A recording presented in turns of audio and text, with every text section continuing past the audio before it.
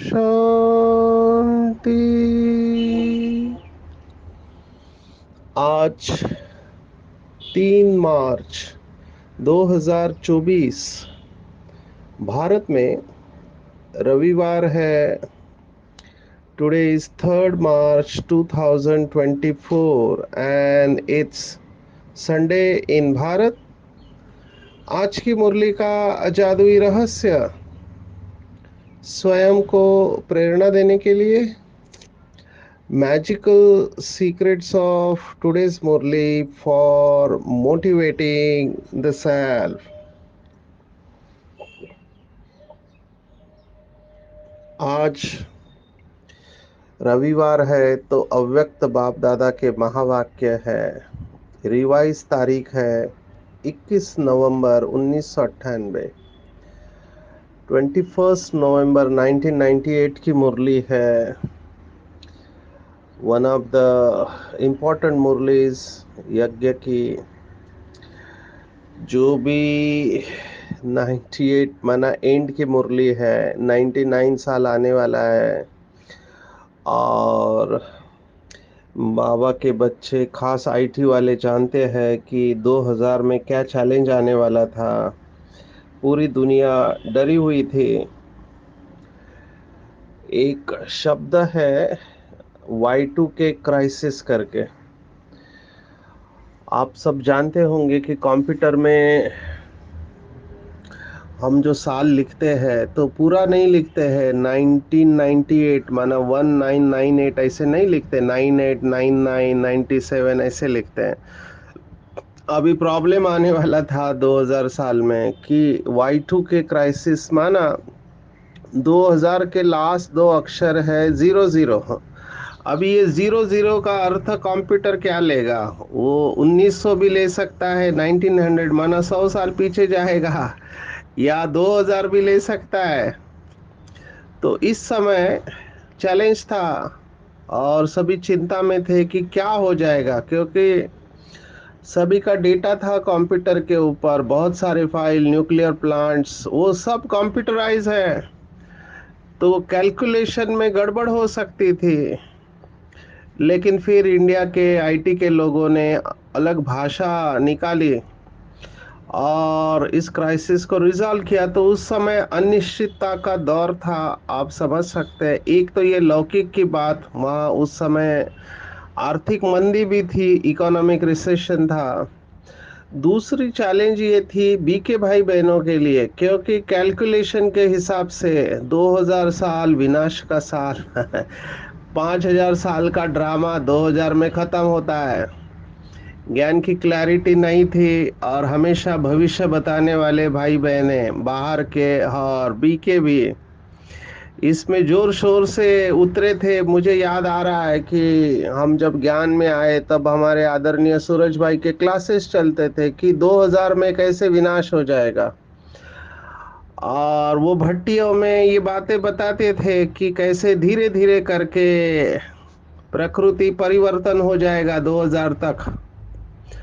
अभी ये क्लासेस हमने सुने थे तो लोगों के अंदर इसका भी डर था, आगे पढ़े या नहीं पढ़े।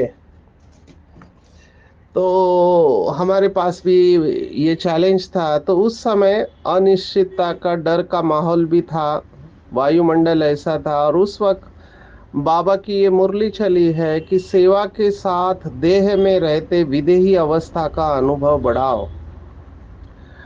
अभी ये प्रश्न मुझे बहुत कॉमनली पूछा जाता है, बहुत भाई बहनों का प्रश्न है, खास करके पीछे आने वाले भाई बहन है, कि ये सब अलग अलग शब्द जो बाबा इस्तेमाल करता है, इससे कंफ्यूजन होता है। कितने सारे शब्द है। अभी शास्त्रों के शब्द है और बाबा के शब्द अलग है। बाबा ने शास्त्रों के शब्द भी इस्तेमाल किया, जैसे ये विधेयी अवस्था, ये शास्त्रों का शब्द है।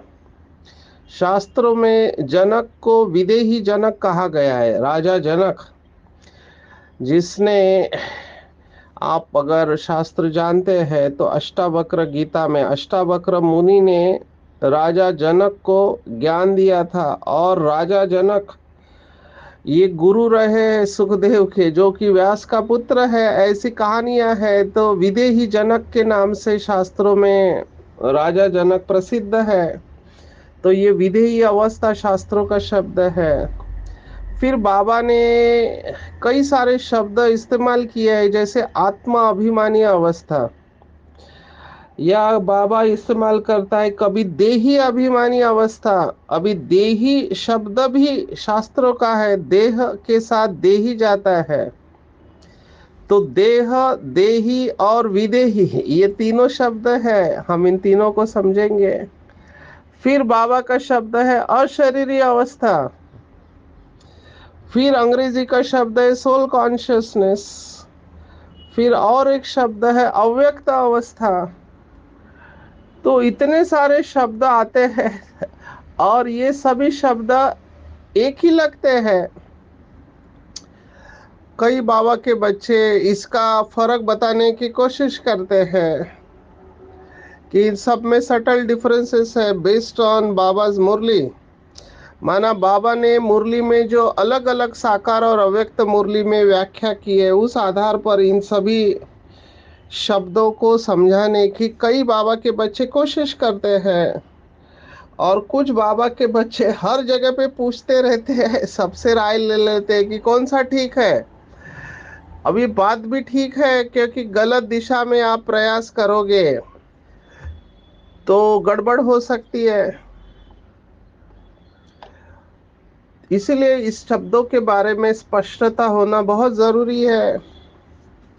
हमने पहले भी देखा, फिर से कह रहे हैं कि लैंग्वेज में, माना भाषा शास्त्र में, झगड़ा इसी के ऊपर होता है कि हमारा भाव कुछ होता है और हम बोलते कुछ और है।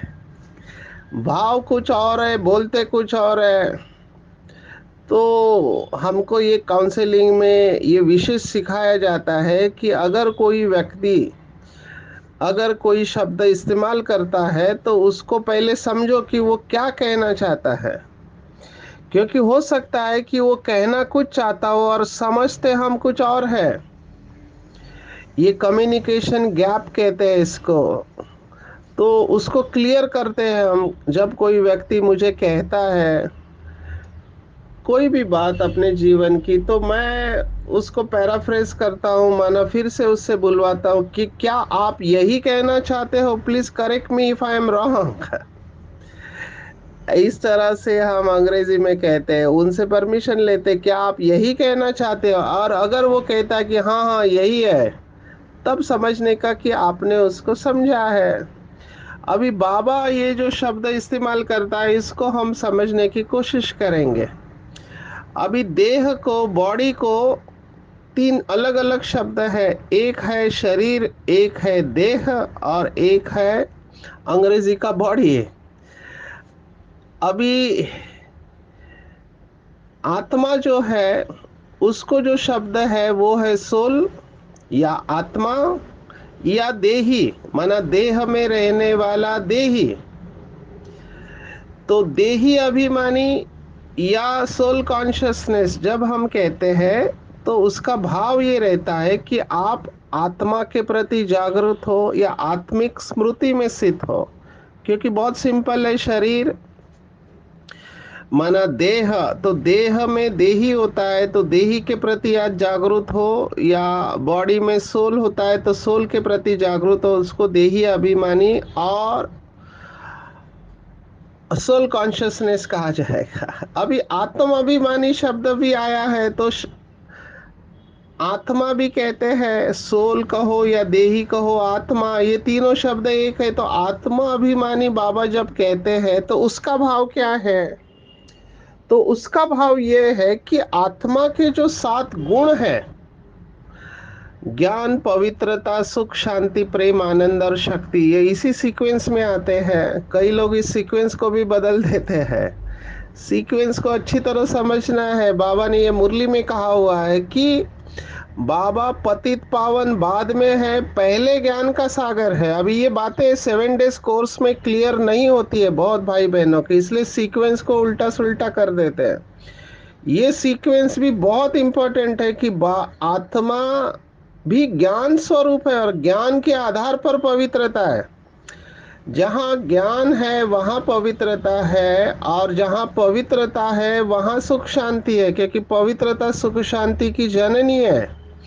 बाबा ने ये मुरलियों में बताया हुआ है। आदरणीय जगदीश भाई जी को बाबा ने बताया था कि नए ज्ञान से ही परमात्मा की प्रत्यक्षता होगी, क्योंकि जो दुनिया कह रही है, शास्त्र कह रहे हैं, उससे टोटली अपोजिट बाबा कह रहे हैं।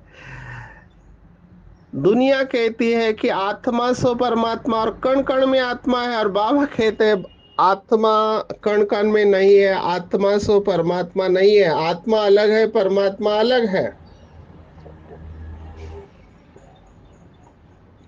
दुनिया कहती है श्री कृष्ण गीता का भगवान है, और बाबा कहते हैं श्री कृष्ण की माता गीता है। गीता जयंती, शिव जयंती दोनों एक है, और गीता के द्वारा श्री कृष्ण का जन्म हुआ है। तो श्री कृष्ण तो बच्चा है गीता का।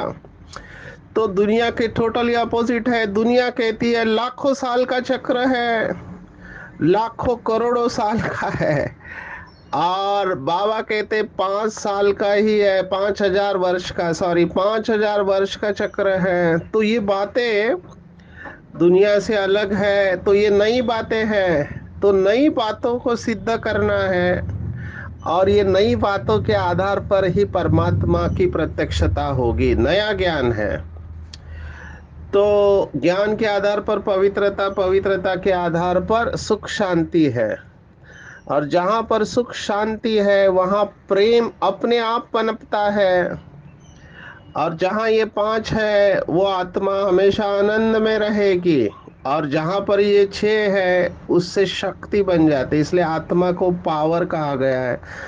शक्ति ये सभी का संचय है, जब ये सभी जमा हो जाते हैं तो वो शक्ति बन जाता है। जो बाबा कहते हैं कि आप सब शिव शक्तियाँ हो, शिव की शक्तियाँ है हम, भले भाई भी है वो भी शक्तियाँ ही है, शिव शक्ति है हम। ये बाबा ने स्वमान दिया है जिसके अंदर डर रहता है। डर को अगर जीतना है तो बाबा ने कहा शिव शक्ति का स्वमान याद करो। जहाँ पर शिव शक्ति है वहाँ पर डर समाप्त हो जाता है। तो ये सातों ही गुण है। तो जब ये सातों के सातों गुण आत्मा अनुभव करती है तो उसको कहते हैं आत्म अभिमानी अवस्था। तो हमने देही अभिमानी देखा, हमने आत्मा अभिमानी अवस्था देखी। बाबा ने एक मुरली में कहा था कि सतयुग में नेचुरल सोल कॉन्शियस स्टेज होगी। माना सतयुग में याद नहीं करना पड़ेगा कि मैं आत्मा हूँ, आत्मा के गुणों में नेचुरल रहेंगे लोग। अभी तीसरा शब्द है जो आज के मुरली का है, एक है देह, एक है देही और एक है विदेही। अभी देही और विदेही में क्या फर्क है, तो इसको समझना है अच्छी तरह से।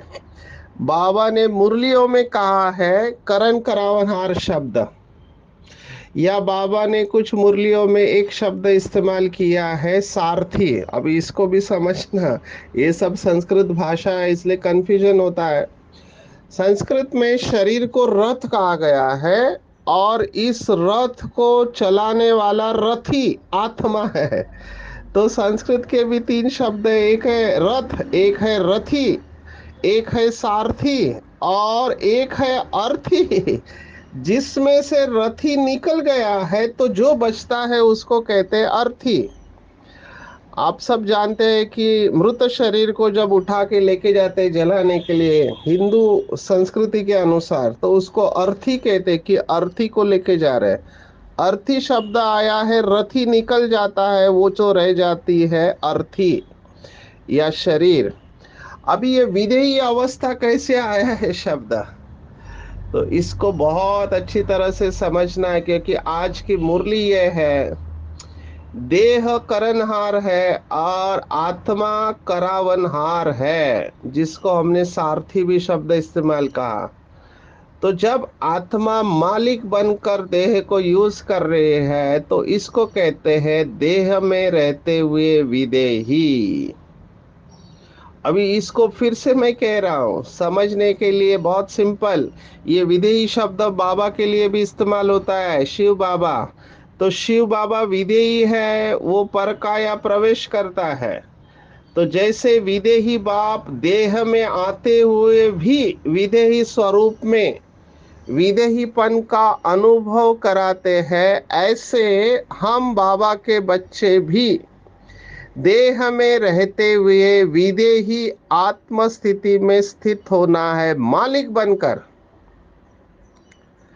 तो करावनहार आत्मा है और करनहार शरीर है, ये मालिकपन की स्थिति है और यही विदेही अवस्था है।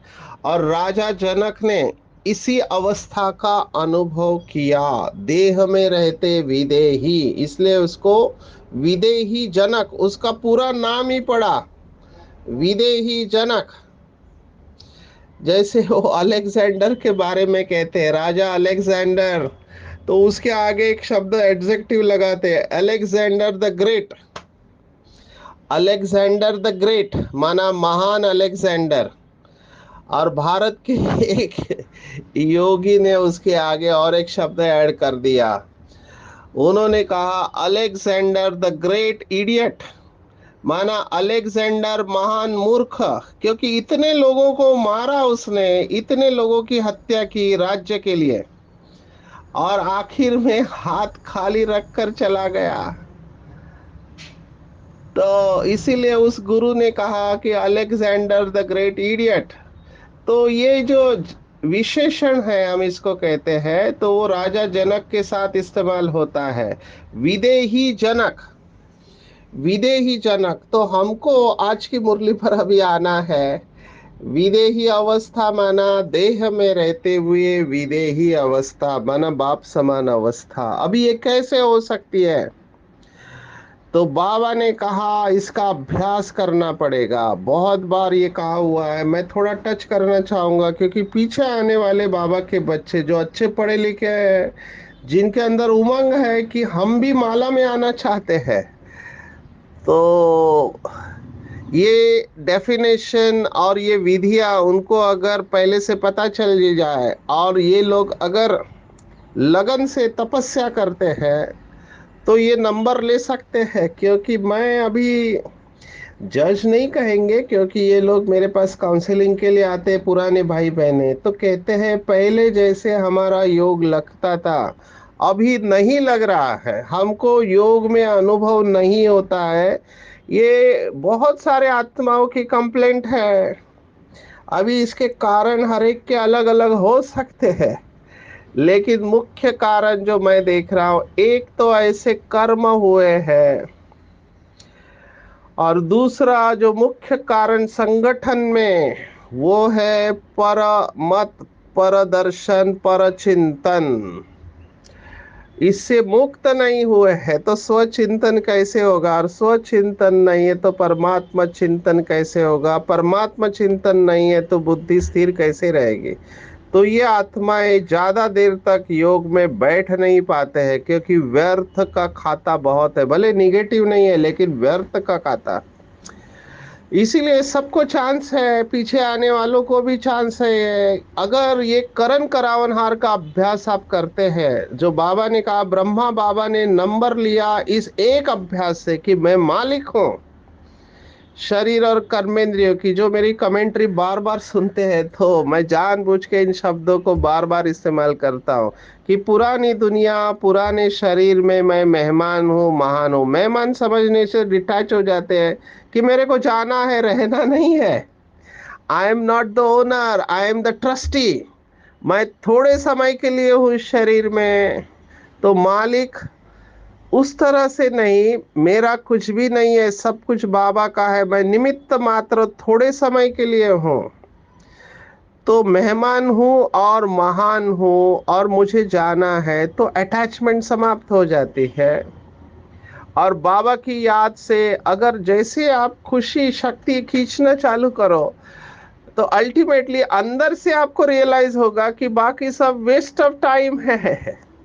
मेरे पास बहुत लोग आते हैं, इधर की उधर की बातें सुनाते हैं, मुझे ये सब वेस्ट ऑफ टाइम लगता है। लेकिन सेवा होती है तो बाबा की याद से हम सुन लेते हैं, क्योंकि हमारा काम ही है सुनना। बहुत लोग बहुत सारी बातों से भरे हुए हैं, अभी वो कहाँ पे सुनाएंगे? कहीं तो वो खाली करेंगे, कहते हैं बाबा के कमरे में हम सुनाते हैं, हमको कोई रेस्पॉन्स नहीं मिलता, इसलिए आपको सुना रहे हैं।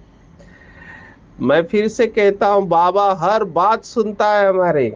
इस गलत फहमी में मत रहना कि बाबा नहीं सुनता है, बाबा रेस्पॉन्स भी देता है, लेकिन हम कैच नहीं कर पाते।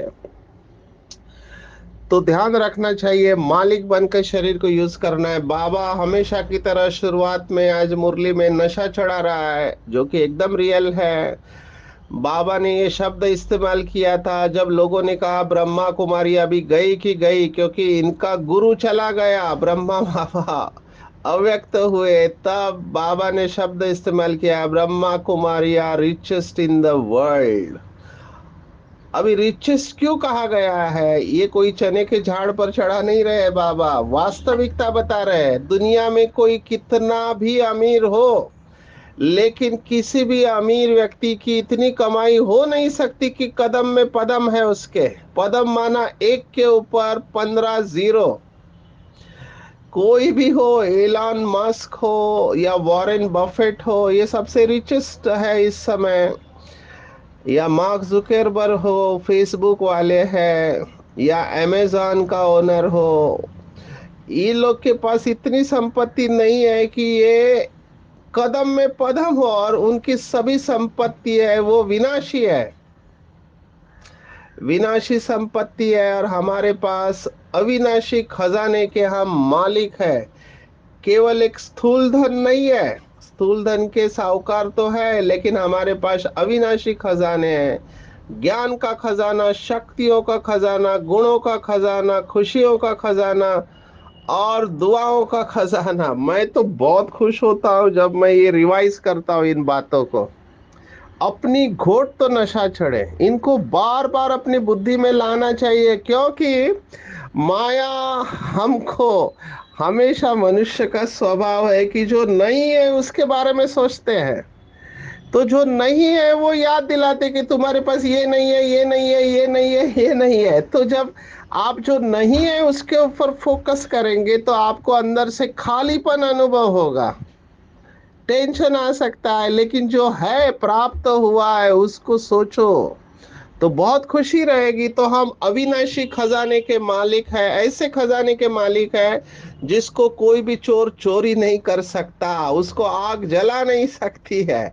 और ये खजाने अनेक जन्म तक साथ रहेंगे। एक बहुत अच्छा अभ्यास जो मैं करता हूँ, बहुत बाबा के बच्चे करते हैं, कि संगम युग पर जो बाबा के बच्चे निरंतर विश्व की स्टेज पर रहकर विश्व की सर्व आत्माओं को दुआएं देते रहते हैं, द्वापर युग में उनके जड़ चित्रों के द्वारा निरंतर दुआएं प्रवाहित होते रहती है। बहुत भीड़ लगती है उनके मंदिर के आगे, क्योंकि इन्हीं आत्माओं ने संगम युग पर निरंतर सभी को दुआएं दी है। तो इस अभ्यास को बढ़ाते चलेंगे, इन खजानों से स्वयं को भरपूर करेंगे। बाबा ने आज 3 प्रकार के बच्चे देखे हैं। एक पुरुषार्थी बच्चे, उसमें भी 2 है, तीव्र और साधारण पुरुषार्थ। दूसरे है पुरुषार्थ के आधार पर जीवन मुक्त अवस्था का अनुभव करने वाले। और तीसरे है देह में रहते विदेही, ये फाइनल स्टेज है, सबसे ऊंची अवस्था है देह में रहते विदेही। शुरुआत है पुरुषार्थी, माना मेहनत कर रहे बाबा को याद करने की, चार्ट रखने की, विकर्म विनाश करने की। उसमें भी कई लोग साधारण, कभी किया कभी नहीं किया, और कई तीव्र है, माना हर वक्त टेंशन रखने वाले भी है। हालांकि उसमें सफलता नहीं मिलती, लेकिन अटेंशन रखते हैं कि हमको अपने सभी पाप कर्मों को भस्म करना है और कर्मातीत बनना है। टेंशन रखते, तीव्र पुरुषार्थी, हर घड़ी अंतिम घड़ी है, ऐसे सोचने वाले भी है।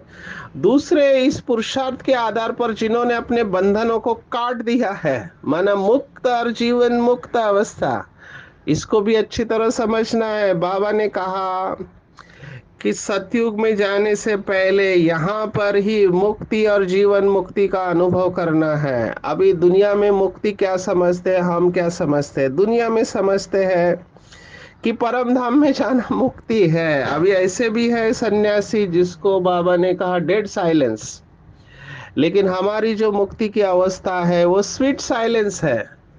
मुक्त माना कोई भी चीज का आपको बंधन नहीं है, न तन का, न मन का, न संबंध का, न पदार्थ का, इन सब से मुक्त। दुनिया की डेफिनेशन भक्ति मार्ग की पहले भी सुनाई थी, वर्थ रिपीटिंग, कि आपकी सांसें समाप्त हो चुकी है लेकिन इच्छा बाकी है, ये है मृत्यु। और मुक्ति या मोक्ष किसे कहते हैं कि सांसें अभी भी बाकी है लेकिन इच्छाएं समाप्त हो चुकी है, जिसको बाबा कहते हैं इच्छा मात्रम अविद्या। इसके आगे की स्टेज है कि आप शरीर में है लेकिन आप मुक्त अवस्था में है। तो बाबा के कुछ बच्चे इस अवस्था तक पहुंच चुके हैं कि देह में रह रहे हैं लेकिन सतयुग की स्टेज का अनुभव कर रहे हैं, उन्हें किसी भी प्रकार का दुख नहीं है। लेकिन इसके बाद लास्ट स्टेज आती है, बाबा ने कहा देह में रहते विदेही अवस्था। अभी यहाँ पे कैच है, बाबा ने कहा प्रारब्ध यह नहीं कि सेंटर के निमित्त बने या स्पीकर अच्छे बने, क्योंकि ड्रामा प्लान अनुसार हर एक की अलग अलग विशेषता है। तो ये स्पीकर बनना, सेंटर के निमित्त बनना, बड़ी सेवा के निमित्त बनना, ये लिफ्ट है, ये प्रारब्ध नहीं है, ये लिफ्ट है। इस लिफ्ट के आधार पर हम दुआएं इकट्ठा करते हैं। लेकिन बाबा ने अटेंशन खिंचवाया कि मोटे मोटे बंधन तो काट दिए लेकिन छोटे बहुत महीन आकर्षण करने वाले धागे हैं, सबको इसके ऊपर अटेंशन देना है। क्योंकि ये धागे पता ही नहीं चलते कि बंधन है, ये पर्सनालिटी फील करते हैं, समझते हैं मैं अच्छा पुरुषार्थी हूँ, अपनी अच्छाई महसूस होती है। लेकिन ये आपको सेकंड स्टेज में रखेंगे, पूरी तरह से देह से न्यारे विदेहीपन का अभ्यास अनुभव करने नहीं देंगे। तो बाबा चाहते कोई भी परिस्थिति आए, हलचल आए, प्रकृति के पांच तत्व, लेकिन हम बिल्कुल अचल अडल पास विद ऑनर रहेंगे। तो इसका अटेंशन रखना है। दुआएं जितनी जमा कर सकते करना। आज एक शब्द आप पूरी दिन भर में याद रखेंगे कि स्थिति को आगे रखना है। दो बातें, सेवा और स्थिति। सिर्फ सेवा सेवा सेवा करते हैं, स्थिति नहीं, तो कोई मतलब नहीं है। तो स्थिति को आगे रखना और सेवा, बाबा हमेशा बैलेंस की बात करता है, तो बैलेंस में रहकर सेवा करेंगे। अगर दोनों में से चूज करना पड़े तो स्थिति को चूज करेंगे। और विशेष बाबा ने संगठन के बारे में बताया है। हमने बहुत बार देखा है, ब्रह्मा कुमारी की विजय है, प्यूरिटी और यूनिटी, पवित्रता और एकता, सबको सहयोग देना है। कोई भी विशाल कार्य में हर एक का सहयोग चाहिए। अभी जैसे शिवरात्रि आ रही है, तो शिवरात्रि में हम सबको एक दूसरे को सहयोग देना है, क्योंकि हम सबका लक्ष्य बाबा को प्रत्यक्ष करना है। कोई भी बहाना नहीं दे सकता कि मैं नहीं कर सकता। बाबा ने कहा ऐसे कोई भी व्यक्ति नहीं है, बाबा का वचन, जो कोई सेवा कर ही नहीं सकता है। अगर तबीयत ठीक नहीं है तो भी बाबा कह रहे हैं मनसा सेवा करो, सुख की वृत्ति, सुखमय स्थिति से सुखमय संसार बनाओ। तो जो आपकी विशेषता है, तन अच्छा है तन को लगाओ, मन अच्छा है मन से सेवा करो, धन है तो धन को लगाओ, समय है तो समय दो, श्वास लगाओ, समय दो। लेकिन सहयोगी बनना है। सहयोग योग की पहली स्टेज है, सहयोग से सहयोगी से योगी बनेंगे। तो ऐसे बाबा के बच्चे जो मालिक बनते हैं, प्रकृति पति बनते हैं, वो किसी भी परिस्थिति में अपसेट नहीं होंगे लेकिन सेट रहेंगे। तो आज के पूरे दिन भर में टेक होम है, अगर आप मुझे पूछो तो मैं कहूँगा अपने सभी बंधनों को काटना है। मोटे बंधन तो काट लिए होंगे, लेकिन सूक्ष्म महीन धागे जो पर्सनालिटी को फील कराते हैं कि मैं तो अच्छा योगी हूँ, मेरा पुरुषार्थ अच्छा है, मैं बहुत पुराना हूँ, मेरे जैसी सेवा कोई कर नहीं सकता है, ये सूक्ष्म महीन धागों को काटना है, नहीं तो विदेही नहीं हो पाएंगे। शरीर छोड़ने के पहले यहाँ पर ही मुक्ति और जीवन मुक्ति का अनुभव करेंगे और बाप समान विदेही अवस्था में रहेंगे। जब भी बुलावा आया, बाबा मैं तैयार हूँ, और सहयोगी बन सर्व का सहयोग प्राप्त करेंगे तो सफलता मूर्त बन जाएंगे। कर्मेंद्रियों के मालिक, प्रकृति के मालिक बनकर सेट हो करेंगे। अपने आप को किसी भी परिस्थिति में अपसेट नहीं होंगे, हलचल में नहीं आएंगे। अच्छा, ओम शांति।